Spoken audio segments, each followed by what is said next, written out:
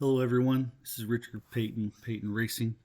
I want to do a quick video on how to update the firmware on your Mychron5 660 tach. Alright, so let's get started. I have Race Studio 3 software on. I currently have the latest version of Race Studio 3. It is 3.82.00. So next thing is I want to turn on the tach itself.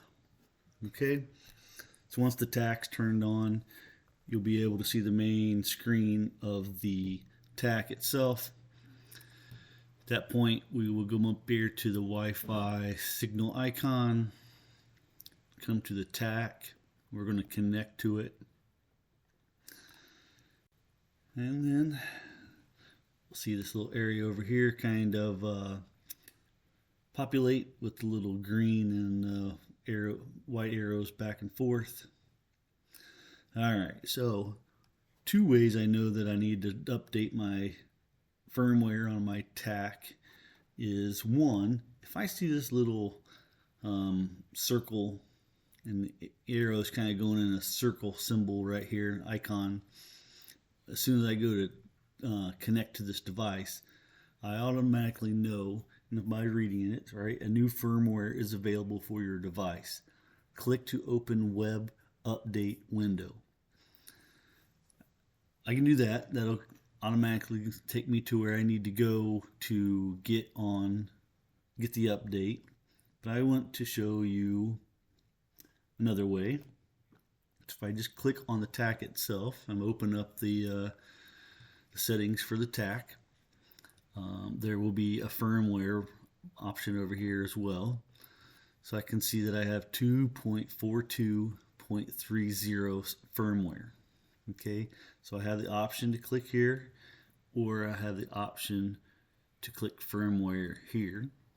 Also, there I can go up here to the cloud, and I'm going to click up here by name, and I'm going to click there once, and I'm going to unclick so I can uncheck every one of them. And I'll see that what's out here on the server is the latest and greatest is 2.42.62. Okay. So on this, from this screen, I can go also, if I'm connected to the tach, I can go update device. So there's three ways to get to the option to be able to update the tach. Like I said, one's here, and then the other one, if I hit the little icon here for settings, I come over to firmware, and then I can go to firmware updates. So if I click here and I go to firmware updates, it's going to take me to this screen as well. Same as like if I click the little cloud. And I go to update device.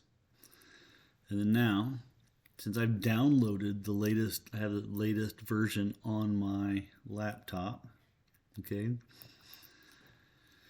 I can go from my current software version to the newest. So I'm going to update device.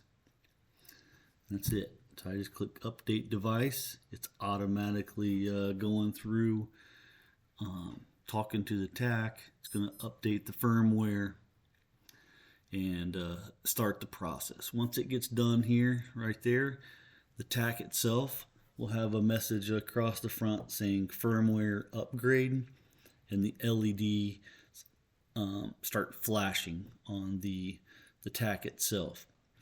Once the LED stop flashing and the Mychron5 little message at the very bottom of the tach come up, the firmware firmware update process is done. Very simple.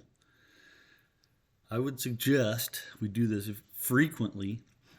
This will get rid of a lot of bugs in the tach itself, because they're constantly trying to make some upgrades, updates to the firmware when they find a bug to get rid of it. Now, for some odd reason, that firmware is even buggier, right? And I want to go backwards. So if I had this screen up, okay, let's just say I closed it. I come back and I want to connect to my tach. So I'm connected, I come to the tach, I come up here to the AIM devices, reconnect to it again. Now you'll see that little icon is gone since we've updated the firmware. Okay, let's just say this was a bad one. Come back to update devices and we go to other versions. So now I can say, man, I want to go back. That last version was better than this one for whatever reason. I can always go back in firmware versions and downgrade the software, or I should say firmware, in the tach.